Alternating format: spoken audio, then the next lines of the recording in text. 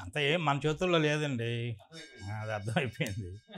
మనం అనుకున్నది ఏది అనుకున్నట్టుగా జరగదు. కాకపోతే సిన్సియర్‌గా ఆయన అదని ఇంకోటి చెప్పాను, తిరుక్కుறళ్ళు కూడా ఒకటి అంటాడు. ఆయన కూడా అదే అంటాడు.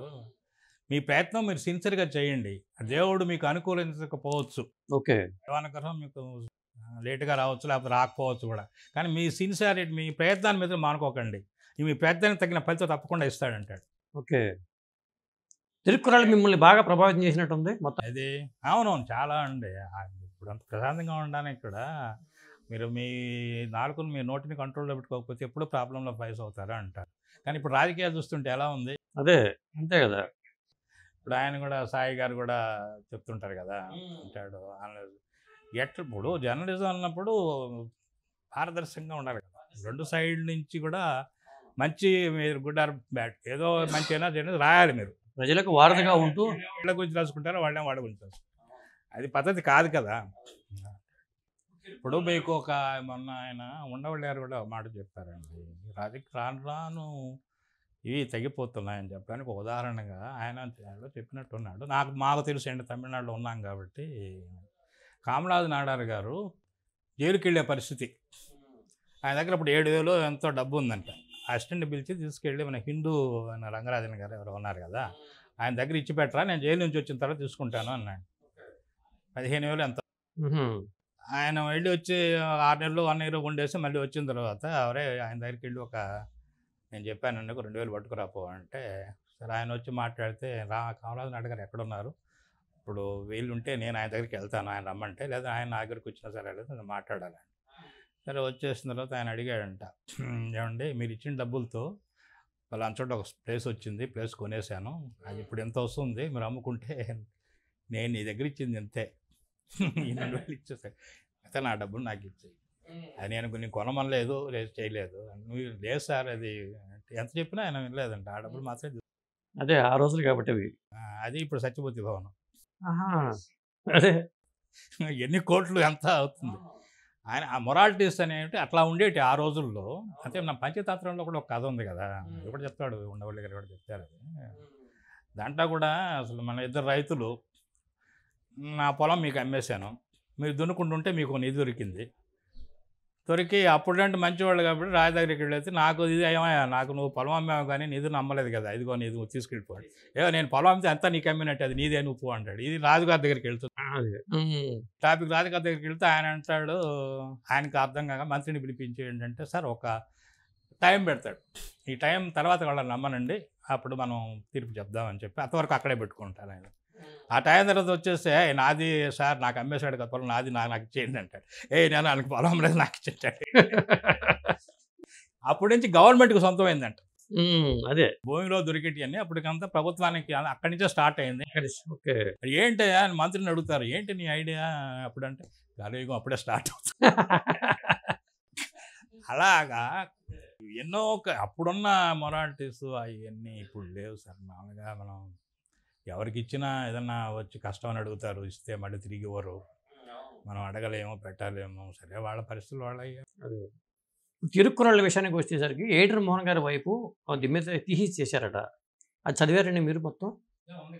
అదే. అదే. ఏముంది దాంట్లో ఓవరాల్‌గా ఈ మేడం ఈ తిరుక్కురల్లో ఉన్న ఆయన రాసిన వాటి అన్నిటినీ ఆవిడ చాలామందికి మామూలుగా పావన అర్థం కాని భాషలో ఉంటుంది కాబట్టి, మామూలుగా తమిళ్ చదువుకున్న వాళ్ళందరికీ అర్థమయ్యే విధంగా దాని మీనింగ్ అన్నికి రాశాడు అనేది అంతా రాస్తుంది ఆవిడ.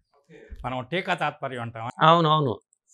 అట్లా అంటే దాని మీనింగ్, ఆ సారాంశం అప్పుడు కాలమాన పరిస్థితులను బట్టి అప్పుడు ఏమో రాసి అంతా డీటెయిల్డ్గా ఉంది. ఇప్పుడు నాకు కూడా కొన్ని అర్థం కాకుండా ఉండేటి. ఓకే. తిరుక్కురలు తెలుస్తుంటుంది కాబట్టి దాని మీనింగ్ కొంచెం కష్టం అర్థం చేసుకోవడం. ఓకే. ఏదో ఒకటి అంటాడు ఆయన, తుప్పార్కు తుప్పాయ, తుప్పాకి తుప్పార్కు తుప్పాయ తూవమ్మయ్య అంటాడు. వర్షం వల్ల రైతులకు ఎంతో ఉపయోగపడుతుందని దాని మీద ఈ వర్షాన్ని గురించి రాసి ఉంటాడు. అట్లా చాలా ఉన్నాయి. దాని అన్నీ నాకు అర్థమయ్యేది కాదు. ఇప్పుడు ఆమె ఏంటంటే విశ్లేషణ దాని గురించి రాసి ఉంది. అది మీరు అదే నేను కూడా ఆమెను అడగాల్సిందే, ట్రాన్స్లేషన్ చేశారు తెలుగులో, నాకు తెలిసి లేదు. అదే రాజేంద్ర కుమార్ గారికి చెప్తాం, చేయించుదాం అన్నారు వాళ్ళు. అన్నారు. కావాలితే నేను చేస్తానని చెప్పా. చూసుకోండి, ఏమన్నా తెలివి ఏమన్నా అర్థం ఉంటే ఆమె చెప్పేస్తుంది. అంటే వాటి మీద ఆమె రీసెర్చ్ చేసింది. రీసెర్చ్ చేసి మాట్లాడి తెలుగు చదవడం రాయటం కూడా వచ్చింది ఆవిడకి. ఇంకేమో నాకు ఐడియా లేదు, రాదనుకుంటా. ఇక్కడ చదువుకున్న ఆవిడ కాబట్టి. పిల్లలు కూడా మాట్లాడతారు కానీ చదవడం రాదు. అదే మొత్తానికి ఈటర్ మోహన్ గారు ఒక క్రమశిక్షణ బద్ధంగా. అయ్యో మొదటి నుంచి అంటే ఆయన ఒకదాన్ని నమ్ముకున్నాడండి ఆయన. నేను కూడా ఏదన్నా ఒక రైటర్ ఉన్నాడండి, ఒక సబ్జెక్ట్ చెప్తాడంట, రేపు కూర్చుందామంటే వద్దు రెడ్డి మనకి అన్నాడు. ఓన్లీ ఆయన లబ్బింగ్, అదే హిందీ కానివ్వండి, మలయాళం కానివ్వండి, తమిళ్ కానివ్వండి కొని చేయాలనేది. ఆయనకంటే బడ్జెట్ చేతిలో ఉంటుంది అనేది ఆయన అభిప్రాయం. కరెక్టే అయింది కూడా. ఇప్పుడు మనం సొంతంగా తయారు చేసుకుంటే తీస్తాం ఒక డైరెక్టర్కి ఒక ఐడియా ఉండదు. ఈ సీన్ బాగుంటుంది, ఆ సీన్ బాగుంటుంది, ఇన్ని మొత్తం తీసేసి ఎడిట్ చేసి తీసి కుప్పతొట్లో పడేసి ఇన్ని ఉంటాయి కదా. అదే అవి లేకుండా మనం పక్కగా చేసుకోవచ్చు. ఏది బాగలేదో తీసేయచ్చు, మనం యాడ్ చేసుకోవచ్చు. బాబమ్మద్దలుగా చాలా యాడ్ చేస్తాం. అవును. ఒరిజినల్లో అప్పుడు కూడా నేను చాలా రోజులు దెబ్బలాడేవాడిని ఆయనతో. ఏదో ఒక క్యాసెట్ మ్యాటర్ ఉంటుంది అందులో, అది మళ్ళీ ప్రస్తావిస్తాడు. సార్ వద్దు సార్, అది చండాలం సార్, వద్దు సార్ మనకంట. నేను అది ఇంట్లో పోయి మళ్ళీ ఆవిడతోనూ వాళ్ళతో డిస్కస్ చేస్తాడు. ఆయన రెడ్డిగా చెప్పింది కరెక్ట్ అవుతుంది, ఇంకా తర్వాత అట్లా తీసి పారేస్తాం దాన్ని. అంటే వైఫ్తో కూడా డిస్కస్ చేస్తారు ఆయన. అదే అన్నాడు ఆయన కొన్నప్పుడు, సార్ ఎందుకు సార్ ఈ సబ్జెక్ట్ నాకు నచ్చలేదంటే, అంతా వాళ్ళే ఇస్తారా, మనం ఎందుకున్నాం, మనం చేసుకోలేమని అంటాడు. అంటే ఆయనకి పాయింట్ నచ్చింది, స్త్రీధనంగా తమ్ముడిని తీసుకెళ్తాననే పాయింట్ నచ్చింది. చేసిన తర్వాత చాలా వచ్చు. అదే స్మిత క్యారెక్టర్ కొంచెం అటు ఇటు ఉంటుంది, దాన్ని కొంచెం మార్పులు చేసేసి అదే రాధారావు కంటే కృష్ణరాజు గారు మంచిది కదా. లేక అమ్మాయి భర్త అన్నప్పుడు, సుమనకి మామ అన్నప్పుడు, బావ అన్నప్పుడు ఇవన్నీ ఉంటాయి కదా. అందుకని మాలాశ్రీని కూడా అప్పుడు యాక్చువల్గా మాలాశ్రీ నేను మేనమామ డైరెక్ట్ చేసినప్పుడు అమ్మాయిని చేద్దాం అనుకున్నాం. అప్పుడు కొంచెం ముక్కు కళ్యాణ్ చక్రవర్తి ముక్కు, ఈ అమ్మాయికి ముక్కు ఏడవరిస్తాం లేరా బాబు అని చెప్పి వద్దనుకున్నాను. తర్వాత ఆ అమ్మాయి కర్ణాటకకి వెళ్ళి పెద్ద హీరోయిన్ అయిపోయింది. స్మిత మీరు వచ్చినప్పటి నుంచి తెలిసింది మీకు? చిల్కి స్మిత మా సినిమాలో చిన్న వేషం అండి, కరేమ వార్తలో చిన్న వేషం. కృష్ణుడి మన జలం గారి సెట్లో 2-3 సీన్లు వస్తాయి అంతే. అమ్మాయి చేస్తే తర్వాత అవుట్డోర్ తీసుకొచ్చారు అమ్మాయి, నాది లేకుండా. అంటే ప్లానింగ్ అంతా నా చేతుల్లో ఉంటుంది కదా. అయితే మేము సరదాగా ఏదో అందరూ ప్యాకాడుకుంటూ కూర్చొని ఉంటే ఈవినింగ్ టైంలో అమ్మాయి వచ్చి, సార్ ఎప్పుడు వస్తుంది నా క్యారెక్టర్ అంది. నీ క్యారెక్టర్ అయిపోయింది కదమ్మా అన్నాను. ఏంటి ఉందని ఎవరు తీసుకొచ్చారు? ప్రొడ్యూసర్ తీసుకొచ్చారు. ప్రొడ్యూసర్ పోయి, ఆయన చచ్చిపోయాడు ఇప్పుడు కూడా, వచ్చినాడని లేడైనా. ఆయన పోయి అడగమ్మా, లేదు సినిమాలో అయితే అంటే, సరే అయితే నేను వెళ్తాను సార్ అంటే, సరే మాధవ్ వెళ్తుంది కదా మా హైదరాబాద్, నీకు కూడా టికెట్ వేయమంటాను. హైదరాబాద్ వెళ్తావా, చెన్నై వెళ్తాను? హైదరాబాద్ వెళ్తాను సార్ అంది. టికెట్ వేసి పంపించేస్తాం. అది ఇంకా సాంగ్స్ చేసేటప్పుడు అప్పుడు అమ్మాయి పెద్ద లెవెల్కి వెళ్ళిపోయింది కదా.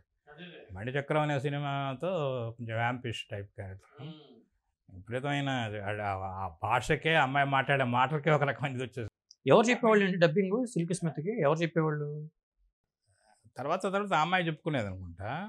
ముందు అమ్మాయి కొంచెం తెలియదు, రాని చిన్నపిల్లలు మాట్లాడినట్టు మాట్లాడుతూ ఉంటానని చెప్పుకునేవాడు. సీతాకోక చిలుక ఆ అమ్మాయికి మంచి పేరు వచ్చిందండి. మణిచక్రంలోనే తమిళ్ ఎవరో చెప్పారు, అమ్మాయి అనురాధ అని ఎవరో చెప్పారు. తెలుగులో మరి ఎవరు? అనురాధ, హారిక వాళ్ళ.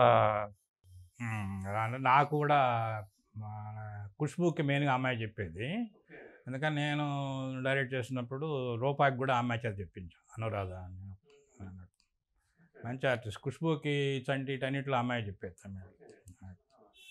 తర్వాత జయగీత ఇప్పుడు కూడా మనకు మదర్ క్యారెక్టర్ చెప్తుంది. ఒకప్పుడు హీరోయిన్ జయగీత. అవును. ఇప్పుడు మాకు అన్ని సినిమాలకి మదర్ క్యారెక్టర్లో కానీ కొంచెం ఇంగ్లీష్ అది బాగా ఫ్లూయెన్సీ కావాలి. నువ్వే కావాలి రిచాకి చెప్పిన అమ్మాయి ఇప్పుడు చెప్పట్లేదండి, ఆమె పేరు అమ్మాయి లేదనుకుంటే ఇప్పుడు. తర్వాత మరో చరిత్ర హీరోయిన్ ఉంది కదా, సరిత ఉంది కదా, ఆ అమ్మాయి విజయశాంతి స్టార్ట్ చేసిన తర్వాత ఎక్కడికో డబ్బింగ్ ఆర్టిస్ట్గా నెంబర్ 1 డబ్బింగ్ ఆర్టిస్ట్ అయిపోయింది. ఇప్పుడు ఎక్కడ ఉంటున్నారండి సరిత గారు? ఇక్కడే ఉన్నట్టుంది. అట్లా తమిళ్ మలయాళం హీరోయిన్ చేసుకుంది కదా, చేసుకుని వదిలేసింది, ఇక్కడే ఉన్నట్టుంది. బాగా లావ్ అయిపోయింది. డబ్బింగ్ కూడా విజయశాంతి కూడా సినిమాలు లేవు కదా. తర్వాత విజయశాంతికి ముందు దుర్గా చెప్పేది, మా రోజాకు కూడా ముందు దుర్గా వీళ్ళందరూ చెప్పేవాళ్ళు. ఆ తర్వాత అమ్మాయి ఈయన మన దాసనారాయణరావు గారు, నువ్వే చెప్పమ్మా చెప్పేదే చెప్పి